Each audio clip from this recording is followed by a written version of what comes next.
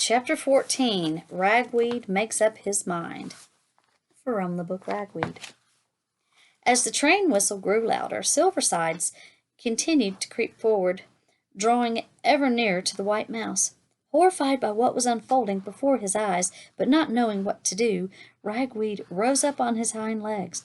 Silversides was too intent on the other mouse to notice him.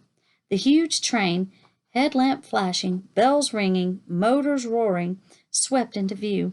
Every few seconds the whistle blew its lonely tune of mournful wandering. Ragweed could see nothing but boxcars, many of which had their doors open. The train moved slower and slower until, just as it had done when Ragweed was aboard, it lurched into a banging stop. Boarding would be easy. A deep longing came over Ragweed. He wanted to be home. He had been a fool to leave. Instead of hiding in the midst of garbage, he could be frolicking in the clear, bright brook with his brothers and sisters. What was Amperville to him? Nothing but dirt, danger, endless talk, and fear. He glanced toward the mound of clay. The white mouse was still oblivious to what was about to happen to him. "Hey, dude," Ragweed said, talking to himself. "Like, that's his hideout. I'm out of here." Ragweed's starting to talk like Clutch. I can tell. Though he said the words, he remained where he was and kept his eyes on the scene before him. Forcing him to turn from what surely was going to be a scene of courage, Ragweed darted toward the train. Halfway there he halted and looked back. Silversides was crouched low. Her rump was wiggling. Her rear legs were tense. She was preparing to pounce. Ragweed's stomach churned. His pulse quickened. It was too ghastly. Once more he began to move toward the train before stopping again.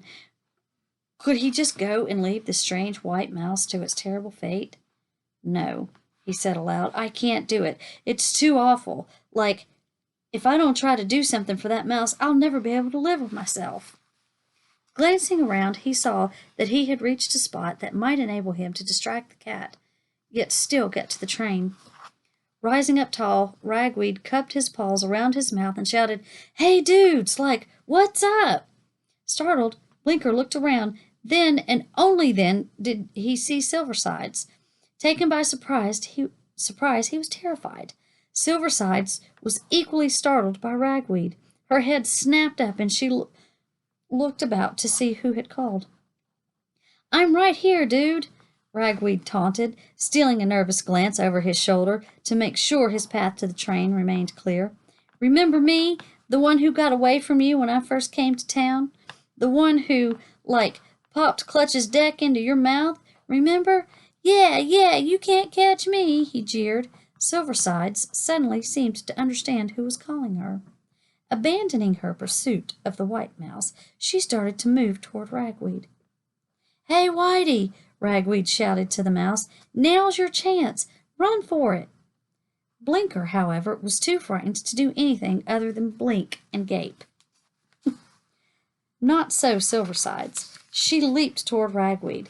Ragweed was ready. The instant she saw the cat coming, he spun around and dashed for the train. Even as he did, there was a sudden progression of loud bangs and mechanical couplings went taut. The train began to roll away. Unnerved, Ragweed made a desperate leap in hopes he could grab hold of a dangling coupling hose. Not only did he fall short, but the train increased its speed so rapidly he was afraid to make a second attempt. He might be crushed by the steel wheels. He had missed the train. Hearing a sound behind him, he whirled just in time to see Silversides barreling down at him. Yellow eyes ablaze with wrath, sequined collar, glittering pink mouth, and sharp white teeth fully exposed. "Bummer," Ragweed cried. "She's got me." Silversides took a giant leap through the air. As the cat plunged down, Ragweed dove beneath her. His size and speed enabled him to slip under the cat, but so close did they come that Ragweed felt the cat's belly fur rub along his back. No matter. By the time Silversides landed, Ragweed not only had passed her, but was racing madly toward the white pile. When Silversides landed, she was completely confused as to where the Golden Mouse had gone. She looked now this way, now that. She finally glanced behind her and caught sight of Ragweed racing away. With a yowl, she spun on the spot and tore after him. Ragweed was aiming for the white mouse. Blinker, who had observed everything that had happened with little more than numb comprehension, saw Ragweed coming. "Head for the junk pile, dude!" Ragweed screamed. All that Blinker could manage was to open his eyes wide. Ragweed reached him. Without ceremony, he grabbed one of Blinker's paws and yanked, spinning the petrified mouse around. "If you want to live, mouse," Ragweed yelled, "hit it!" The mouse, shocked into motion, scrambled after Ragweed, coming right behind and gaining quickly was Silversides. "Faster!" Ragweed cried. "Faster!" It took Ragweed 7 running leaps to reach the pile. With no hesitation, he plunged into the stinking garbage, clawing desperately beneath the surface until he sank knee-deep into the trash. Turning, he saw he was safe, but the white mouse was struggling. Ragweed grabbed one of Blinker's paws and dragged him to his side. From outside the pile, they heard Silversides yowling with frustration. "We're safe," Ragweed replied for a while. The white mouse was weak to the point of collapse. "Thank you. You saved my life. I had no idea. Who are you?" he asked. "The name's Ragweed, dude. Like, what's yours?" It's cracking me up. He's talking like Clutch. "Blinker. Cool." Blinker looked around at the garbage. "Is this your nest?" he asked. "This dump? No way, dude. Actually, I don't even live in this town. Like, I'm just passing through. Where are you from?" I live in the nest where Silversides lives." Ragweed was taken aback. "Her nest?" Blinker nodded mournfully. "Are you friends?" "Oh, no, not at all," Blinker assured Ragweed. "On the contrary." "Were you, like, running away from her?" "It's not that simple," Blinker said with a sigh. Ragweed gazed at Blinker. This was one odd mouse. "Stay here and chill," he said. "I'll go see what's happening with the cat. We don't want to be surprised. Then you can tell me your story." "You won't leave me, will you?" Blinker cried. "Hey, trust me." Ragweed pushed his way up through the junk.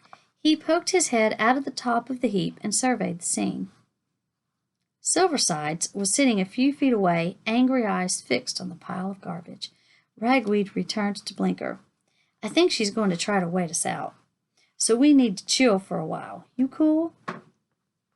"I'm all right." "Okay, go ahead," Ragweed said. "You were about to tell me your story." "It's not very interesting." Ragweed shrugged. "Just tell it like it is." Blinker told his entire history from the time the girl brought him home from the pet store to his escape. "I thought you were trying to get on the train," Ragweed said when Blinker was done. The white mouse shook his head sadly. "All I want to do is get back to my cage.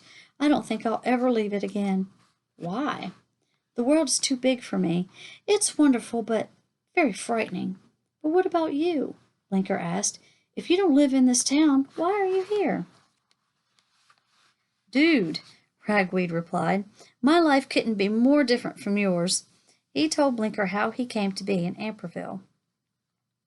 "But the way you talk," Blinker said, "it's different." Ragweed, delighted Blinker had noticed, grinned. "That's the way city mice talk, dude," he said proudly. Blinker sighed. "You and I have led such dissimilar lives," he said.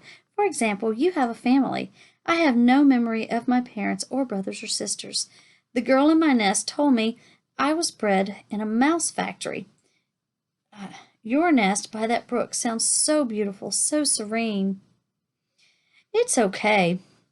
By way Dolesville," Sorry, it's okay, but way Dolesville, if you know what I'm saying. Nothing ever happens there, compared to all this, anyway. Oh, Blinker cried from his heart, if I had a home like that, I believe I should never leave it. And yet, he added sadly, though we have had such different lives, here we are in the same predicament. Do you think we'll have to spend the rest of our lives here? Hey, no, dude, Ragweed assured him. In fact, I'll go check on Silversides. Like, maybe she's gone. Once more, Ragweed worked his way up through the pile. When he reached the top, he carefully edged aside some moldy newspaper, and spied out. Silversides was in the same spot she had been before, but she was no longer alone. Next to her was Graybar. End of chapter 14.